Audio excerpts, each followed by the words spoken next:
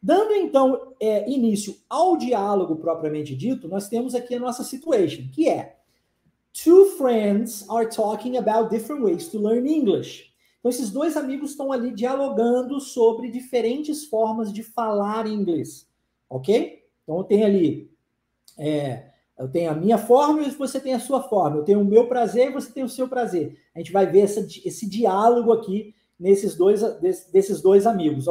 Algumas pessoas relataram que sente muito prazer, que ama inglês. Outras pessoas relataram que odeia inglês, que já tentou tantas vezes e não conseguiu, né? Sente muita dificuldade.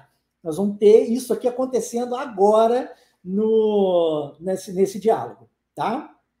Beleza? Então, show de bola. Ó, primeira coisa. A primeira coisa que um amigo, né, encontrando o outro, fala é: Hey man, what's up? Então, aqui, eu quero trabalhar com você o seguinte. Nós vamos falar aqui de um diálogo do dia a dia, tá? E é importante que você saiba que existem níveis diferentes do inglês, assim como existe nível diferente do português. Mas eu não estou falando de básico, intermediário e avançado. Aliás, esquece essas nomenclaturas aí. Se você virar para mim e falar assim, Marcelo, eu não falo inglês fluente, eu acho que eu sou ali um intermediário.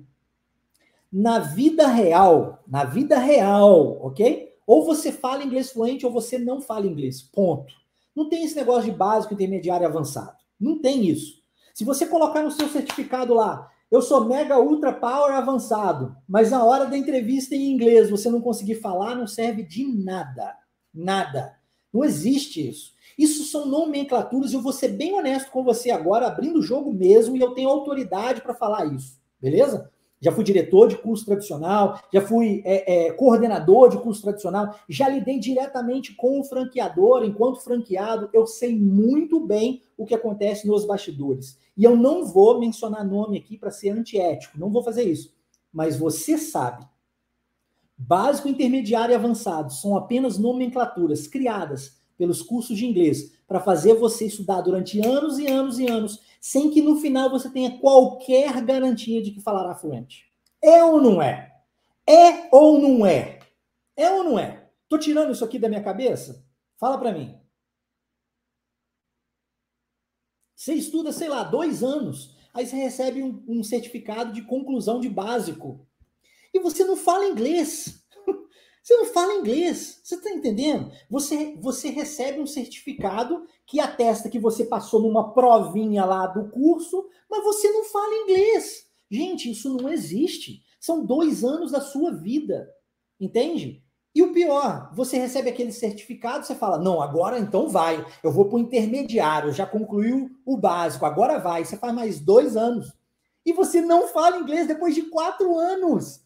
Meu Deus. Olha, tempo e muito, não é pouco não, muito dinheiro investido. Quem aqui já viveu essa situação? Aí, ó, vários dizendo realidade, verdade, fato, é isso mesmo que acontece. É uma pena, mas essa é a verdade.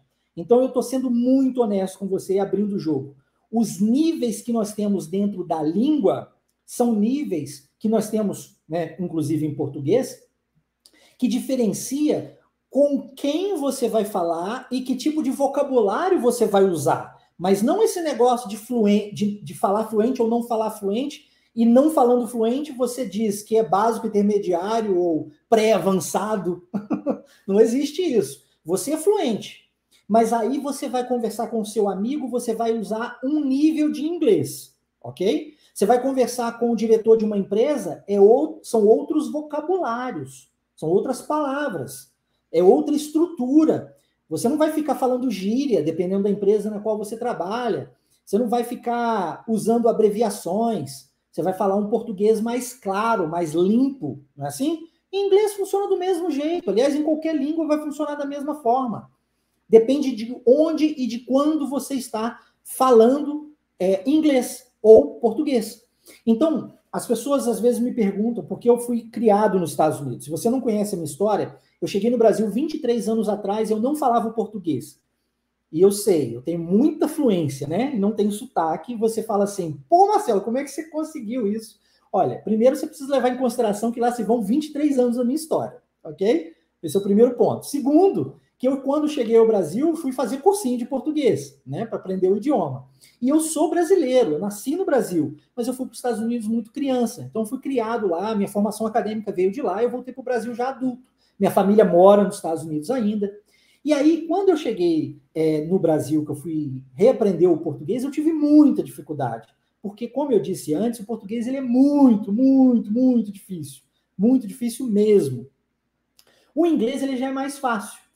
Tão fácil que a gramática do inglês, nas aulas de inglês, nos Estados Unidos, ok? Para americano, você é americano, você está estudando na escola normal, você não está fazendo cursinho de inglês, você está estudando na escola normal, onde você tem português, matemática, geografia, ok? Todas as matérias. Não tem gramática nas aulas de inglês nos Estados Unidos. Não tem gramática, não se estuda gramática. E aí eu fico me perguntando, por que cargas d'água aqui no Brasil os cursos de inglês ficam estudando gramática com os alunos? Não faz sentido. Não faz sentido. Você vai passar numa prova para uma empresa, tá? Para conseguir um emprego, por exemplo. O máximo que você vai ter nessa prova são perguntas onde você precisa completar a lacuna com a resposta adequada. Então, se você aprende a falar certo, você não precisa explicar por que você está fazendo aquilo, a não ser que você seja professor de inglês. Aí tudo bem. Você quer estudar inglês para ser professor de inglês? Aí eu, como professor, preciso aprender gramática. Tanto é que eu fui aprender a gramática quando eu cheguei no Brasil e me tornei professor de inglês. Falava inglês fluente e não sabia absolutamente nada de gramática.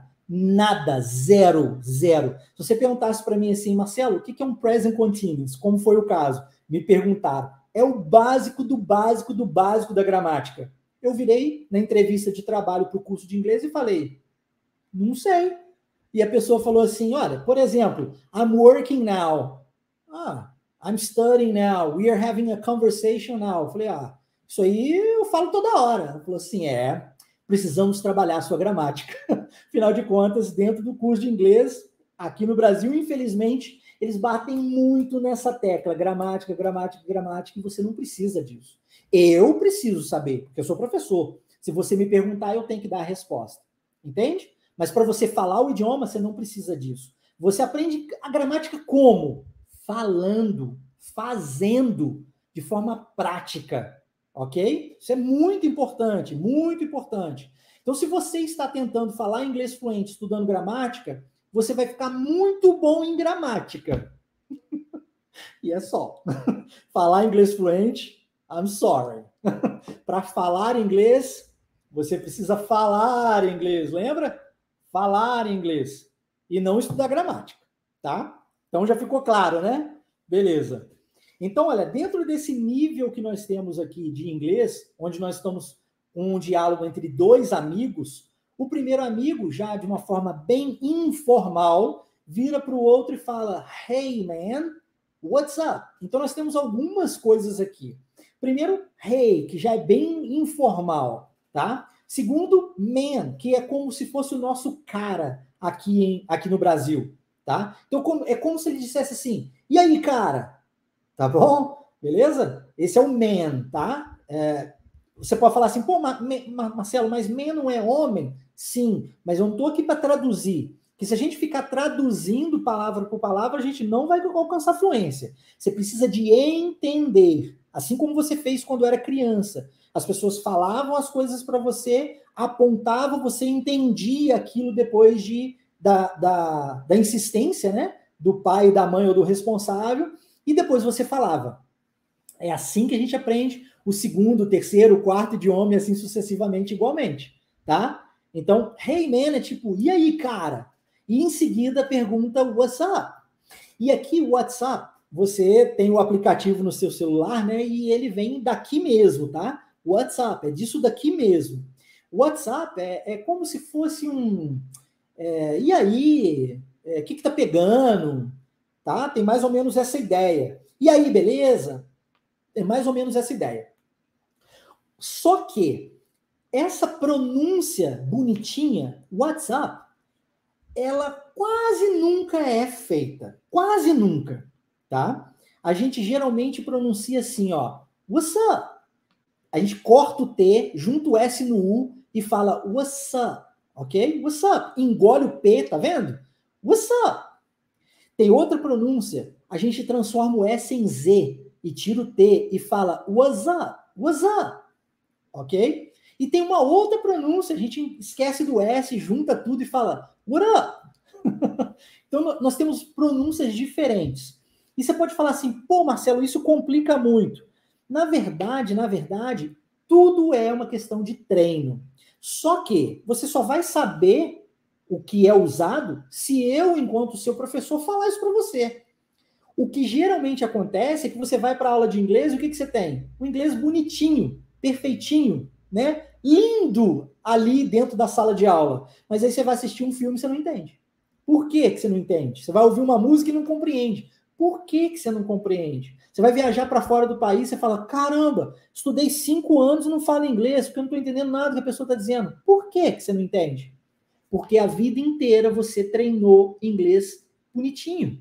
Mas o inglês bonitinho não é usado no dia a dia. Assim como o português bonitinho não é usado no dia a dia. Já parou para pensar?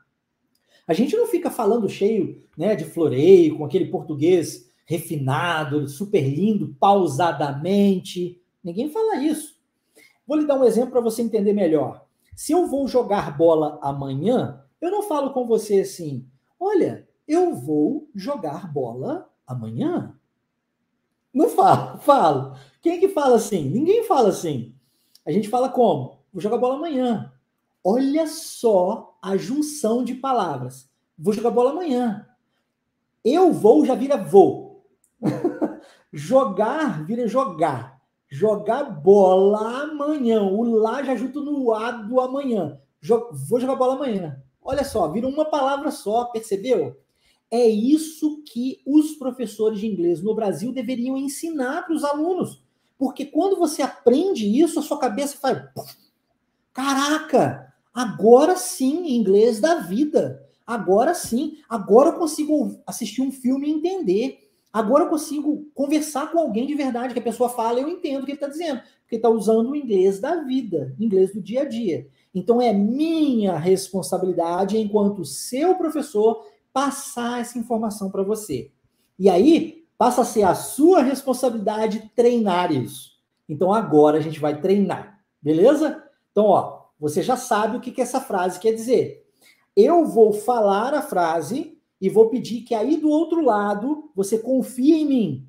Feche os seus olhos, não leia, porque se você ler, você estraga a sua pronúncia. E vou explicar por quê.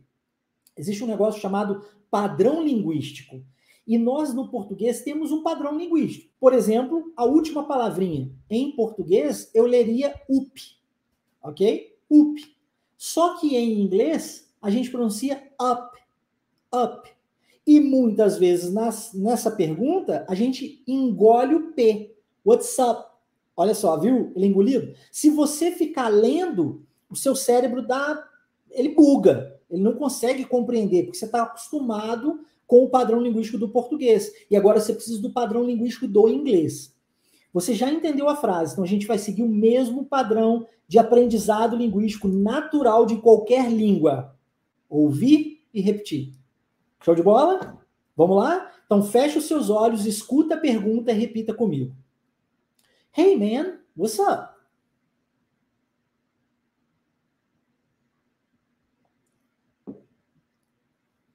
Hey man, what's up?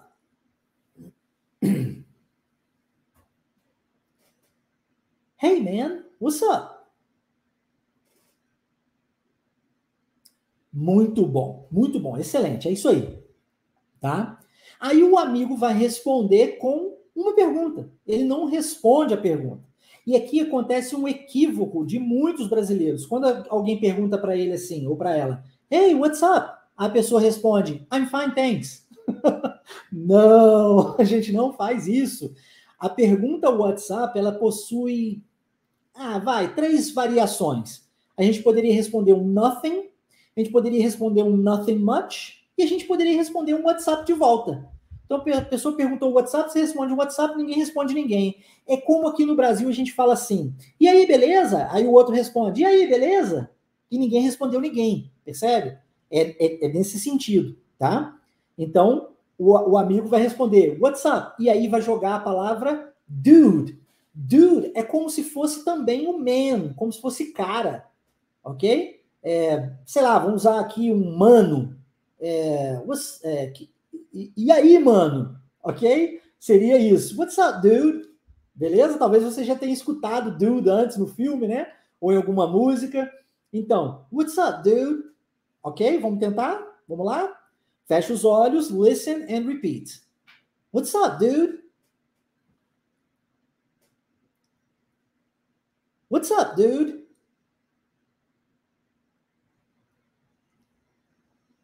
What's up, dude? Very nice, muito bom. Deixa eu dar uma olhada aqui nos comentários. Ah, excelente pergunta. Olha, o Zoca falou aqui. Hey man, tanto homem ou mulher podem usar? A mulher pode usar falando para o cara, para o homem, mas o homem não deverá usar isso falando para a mulher, ok? Então ele vai usar tipo, hey girl, hey sweetie, hey shorty. Nós temos outras palavras que a gente pode utilizar para mulher, ok? Aqui, como o diálogo é entre dois homens, aí o man e o dude se encaixam bem, ok? Mas tanto man quanto dude para mulher nós não utilizaremos. Excelente pergunta, hein? Excelente pergunta, obrigado. O que mais temos aqui? Sempre ouço esse dude em filmes de rap, como o filme do Eminem. Isso mesmo, Jonathan. É muito, muito, muito, muito, muito usado. Tá? Muito usado mesmo. Legal. Aí o Marcelo está dizendo, né? Já faço Duolingo há 3 anos e vou continuar na imersão. Bacana, Marcelo. Vamos para cima, vamos para cima. Ok. E aí, o amigo vai e falar com ele que ele tem novidade, né? E para isso a gente usa a palavra news, ok? Então ele fala, listen, I got news. Então é como se ele falasse assim, cara, tem novidade para te contar, ok? É isso, tá? Então ele fala, listen, I got news. Primeiro ponto aqui é que nessa palavrinha listen, que é de escutar, verbo escutar, a gente não pronuncia o T. Nunca. Nunca se pronuncia o T. O T é mudo. E eu sei que em português, quando a palavra possui alguma letra muda, essa letra é pronunciada, né? Vou falar da minha área agora, psicologia. Dentro da psicologia, nós temos uma palavra que é o P, né? E aí o P é mudo em português. Mas a gente pronuncia o P, não pronuncia? Psicologia, não é assim? Em inglês, existe a palavra psicologia e existe o P lá, mas o P é mudo, de verdade. A gente não pronuncia ele. Quando é mudo mesmo. Então a gente fala psychology, psychology, não fala o P, nunca. Aqui é o mesmo esquema. Listen. Você vai do S para o E direto. O T nunca vai ser pronunciado nessa palavra, tá? Listen. Listen, I got news. Tá? News, existem duas pronúncias. Eu posso falar news, ó, news, ou então news. Viu a diferença? New e nu, ok? News, news. Beleza? Vamos tentar? Então, feche os seus olhos, listen and repeat. Listen, I got news.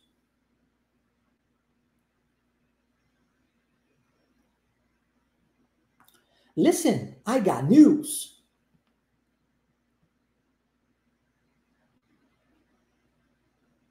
Listen, I got news. Very nice. Very good, very good, very good. É isso aí. Exatamente isso, tá? É escutar e repetir. Escutar e repetir. Mas não pode repetir igual papagaio. Você não vai falar o que você não sabe que você está falando. Você vai repetir apenas aquilo que você já entendeu. E aí, o amigo fala que tem novidade, o outro pergunta, beleza, que novidade é essa, né? O que tá pegando? What's going on? Olha que interessante. A palavra going, nós temos uma nova letra que é muda aqui, que é a letra G, a última letra G dessa palavra. Going, ó, going. Você para no N, tá? Você vai parar ali mesmo no N. Como nós, em inglês, importante você entender isso agora. Preste bastante atenção, se tiver com um caderninho, toma nota. como em inglês, quando nós temos uma palavra que termina com o som, não é a letra, é o som de uma consoante, e a próxima palavra começa com o som de uma vogal, a gente unifica as duas coisas. Isso vai acontecer aqui agora. Going on. Going on. Lembra do bola amanhã? Jogar bola amanhã? A gente faz isso em português também naturalmente. Talvez você nunca tenha parado para pensar, para analisar, mas a gente faz. Aqui acontece a mesma coisa. Going on. Como se fosse uma palavra, mas são duas. Going on. Going on. Entendeu? What's going on? Repare que existe uma entonação, existe um ritmo, ok? E existe uma pronúncia aqui dessa frase. Você não pode se atentar às palavras soltas. Se você ficar what's going on, não vai alcançar fluência jamais. Vai ficar sempre travado na hora de falar. Você tem que entender que a frase ela é completa. E na hora de falarmos uma frase, seja em qualquer língua que seja, a gente fala isso de forma natural, com ritmo, com entonação. Então você tem que dar o ritmo, você tem que dar a entonação. Preste atenção na sonoridade, ó. What's going on? What's going on? Ok? Vamos tentar? What's going on?